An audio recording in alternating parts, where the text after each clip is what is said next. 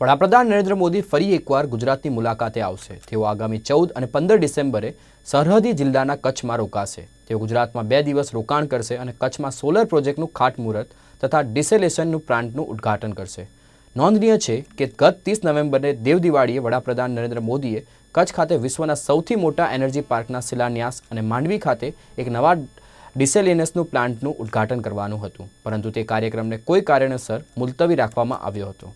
વિજય રૂપાણી મુખ્યપ્રધાન વડાપ્રધાન મોદીને ફરી ગુજરાત બોલાવશે।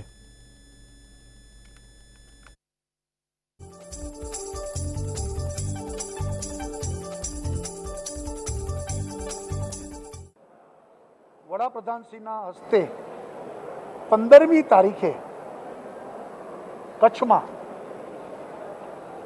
વડાપ્રધાનને અમે વિનંતી કરી છે, તેઓ પધારશે અને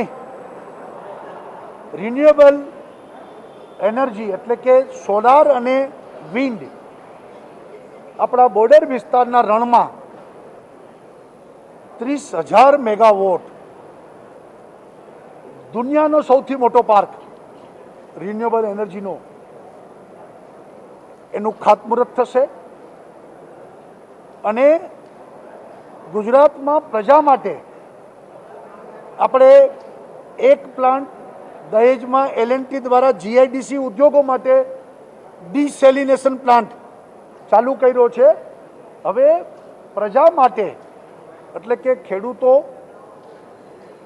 પીવાના પાણી કે ઉદ્યોગ એના માટે માંડવી ખાતે એનો શુભારંભ કરીએ છીએ। એનું પણ ખાતમુહૂર્ત વડાપ્રધાનશ્રીના હસ્તે થશે।